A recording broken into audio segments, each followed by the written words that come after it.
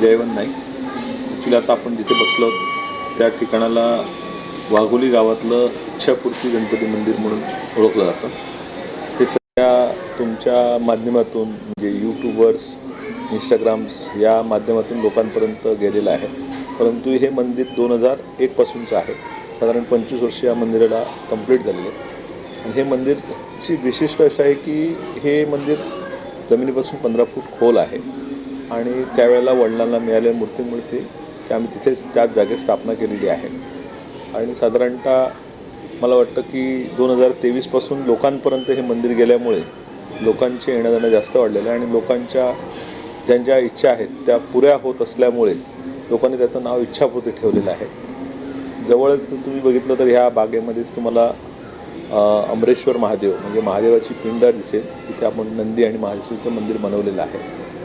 ह्या मंदिरात येण्यासाठी तुम्हाला जर म्हटलं तर नालासोपारा स्टेशन सगळ्यात जवळचं आहे. साधारण 5 किलोमीटर त्या नालासोपारा स्टेशनपासून लागतात. येताना तुम्हाला शेअरिंग रिक्षा मिळते, ते पर्यंत वाघोली नाक्यापर्यंत तुम्हाला सोडतं. परंतु तुम्ही जर जास्त जण असाल आणि डायरेक्ट रिक्षा केली तर ती तुम्हाला स्वस्त आणि डायरेक्ट मंदिरापर्यंत 150 रुपयापर्यंत सोडतं.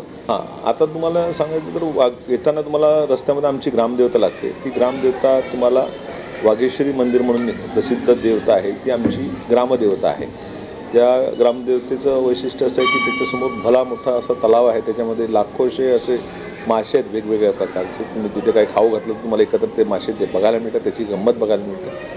आणि येताना निसर्गाची लज्जत लुटू शकता. वेगवेगळ्या प्रकारची झाडं तुम्ही बघू शकता, ज्याच्यामध्ये केळी आहेत, नारळ आहेत, चिकू आहेत, आंबा आहे, सुपारी आहे. म्हणजे आणि भात शेती बघितलं तर आणखी तुम्हाला कोकणात आल्याचं सगळं फिलिंग इथे येईल. तुम्हाला एक आनंदाची बातमी अशी आहे की हे सगळ्या परिसरामध्ये तुम्ही स्वामींचं जे भव्य रूप बघता आहात ते आत्ता गेल्या दसऱ्याला म्हणजे 2 ऑक्टोबरला आम्ही त्याचं इनॉग्रेशन केलं. स्वामींची ॲक्च्युली निस्सम भक्ती करणारी माझी मुलगी आहे भाग्यश्री नाईक. तिच्या मनात होतं की आपण स्वामीचं मंदिर, पण मी टाळत होतो कारण त्याचा डोलारा आपण सांभाळू शकू का नाही असं आमच्या डोक्यात होतं. परंतु अचानक मग ठरलं आणि आम्ही 28 दिवसामध्ये स्वामींची मूर्ती इथे बसवलेली आहे. आणि स्वामीचा भव्य हॉल तुम्ही बघितला असेल आणि त्याच्यामध्ये येत्या काळामध्ये पारायण म्हणा, नामस्मरणाचे वेगवेगळे प्रकार जे काही लोक करतात त्यांना सगळ्या लागणाऱ्या सुखसुविधा सगळ्या आपण इथे लोकांसाठी करणार आहोत. येताना तुम्ही बघितलं असेल की भव्य हॉल लागला, तो आम्ही स्वामींचा जो भंडारा असतो दर गुरुवारी आणि इतर जे स्वामींचे जे प्रोग्राम असते त्या दिवशी आपण लोकांच्या मार्फत भंडारा जो लोकांना देतो तो जवळच आपण त्याचा भव्य मठ ज्याला मंडप तयार करत आहोत. आणि हा मठाला लागूनच आहे आणि ह्या परिसराला आपण वाघोली हे म्हणतो. त्याच्यामुळे वाघोलीला आता एक तीर्थक्षेत्राचं रूप तयार झालेलं आहे, ज्याच्यामध्ये आपण तुम्ही बघितलं बाळूमामाचं मंदिर आहे, शनीचं मंदिर आहे, अमरेश्वर महादेव आहे, स्वामींचं मठ आहे आणि अंडरग्राऊंड गणेश मंदिर आहे. चिरेबंदी म्हणण्याचं कारण हे एक सिंपल आहे की आम्ही सध्या मूळचे जसे कॉन्ट्रॅक्टर आहोत, इलेक्ट्रिक कॉन्ट्रॅक्टर. आम्ही कोकणामध्ये भरपूर काम केलं आहे आणि त्यामुळे आम्हाच्या नजरेत हे चिरा खूप भरलेल्या होत्या. पण कोकणामध्ये जर तुम्ही बघितलं असेल तर कोकणातले भरपूरशा लोकांनी ह्या चांगल्या चिरेबंदी वाड्याचं प्लास्टर केल्यामुळे त्याचं रूप थोडं बदललेलं आहे. पण आम्हाला निव्वळ चिराबंदी वाडा करायचा होता, ह्या अनुषंगाने हे बांधलेलं आहे. तुम्ही आमचे जर बाळूमामाचं मंदिर बघितलं तिथं पण चिराबंदी आहे. शनी मंदिराच्या आवारात पण बघितलं तर तुम्ही त्याच्या बाजूचा जो चौरस आहे तो सगळा चिराबंदी आहे. मग चिरेचं आम्हाला भरपूर आवड आहे आणि तो सगळा चिरा आम्ही कोकणातून चिपळूण, देवगड आणि गुहागर इथून आणलेला आहे. तुम्ही जर एंट्री करत असताना बघितलं तर लेफ्ट साईडला आम्ही भव्य पार्किंग घेतलेली आहे.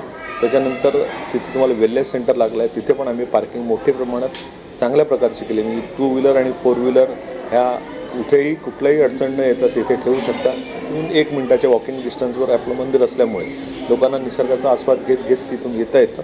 समोरच फॅक्टरी आहे, ज्या फॅक्टरीमध्ये फॅक्टरी आउटलेटच्या रेटनं तुम्हाला चांगलं इथला जो फरसाण असतो जे का आपण बनतो शेव, चिवडा, चकली, करंजी ह्याचं समोरच फॅक्टरी आहे.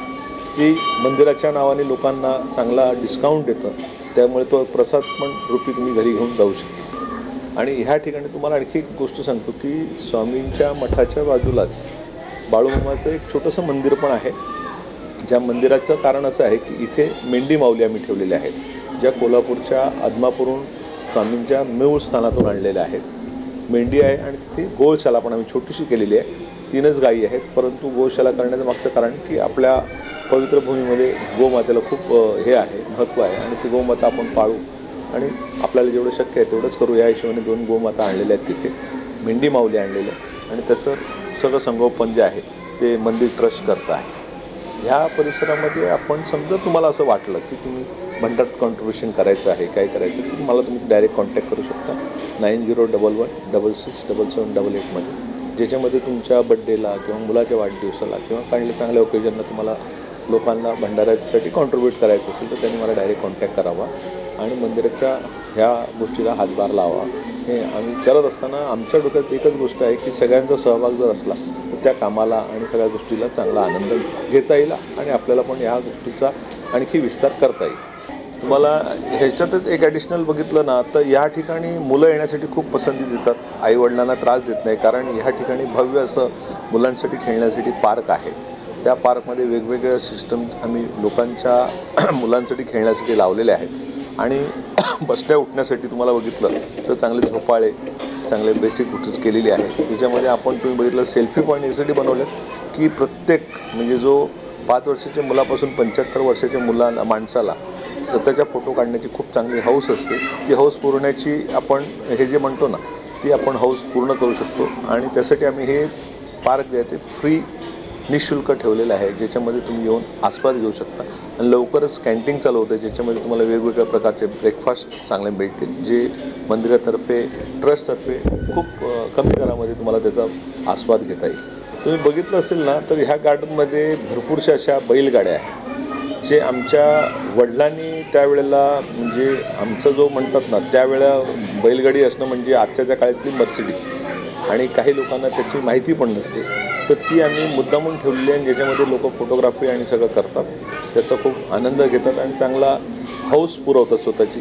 तुम्हाला सांगायला आणखी आनंद होईल की या येत्या काळामध्ये आम्ही अजून 25 बैलगाडीचं प्रयोजन केलेलं आहे. ज्या 25 बैलगाडीमध्ये तुम्ही बसून स्वतःच्या फॅमिलीला ब्रेकफास्ट देऊ शकता.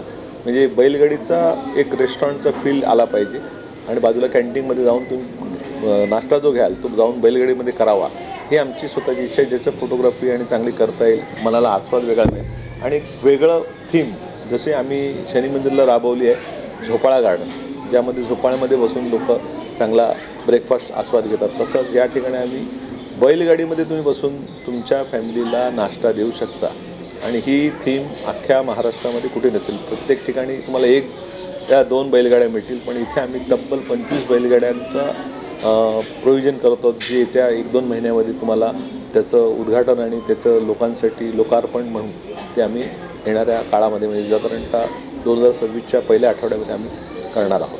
स्वामी भक्तांसाठी विशेष अशी माहिती मी देतो की या ठिकाणी सकाळी 6:30ला स्वामींची आरती होते आणि संध्याकाळी 6:30ला होते. दर गुरुवारी लोक 6:30ला आरती करतात. ज्या लोकांना आरतीत सहभाग घ्यायचा असेल, या आरती करायची असेल तरी पण आम्ही देतो, पण त्याची आगाऊ त्यांनी आमच्याकडे नोंद केली तर त्यांना आरती स्वतःच्या हाताने करायला मिळते. ती निःशुल्क आहे, काही चार्जेस नाहीत, परंतु त्यांनी अगोदर कळवलं पाहिजे. तसंच या ठिकाणी तुम्ही गणेश मंदिर जे बघता अंडरग्राऊंड इच्छापूर्ती गणपती मंदिर, त्या ठिकाणी तुम्ही अंगारकी संकष्टी ह्या वेळेला तुमचे फॅमिलीच्या नावाने काय अभिषेक करायचे असतील तरी ती सोय आहे, ते अभिषेक तुम्ही करू शकता आणि त्याची आरतीसुद्धा संध्याकाळी 7 वाजता असते. अंगारकीला संकष्टीला ज्या विशेष दिवस आहेत गणपतीचे त्यावेळेला संध्याकाळी 7ला त्याची आरती असते, 6:30ला स्वामीची आरती असते.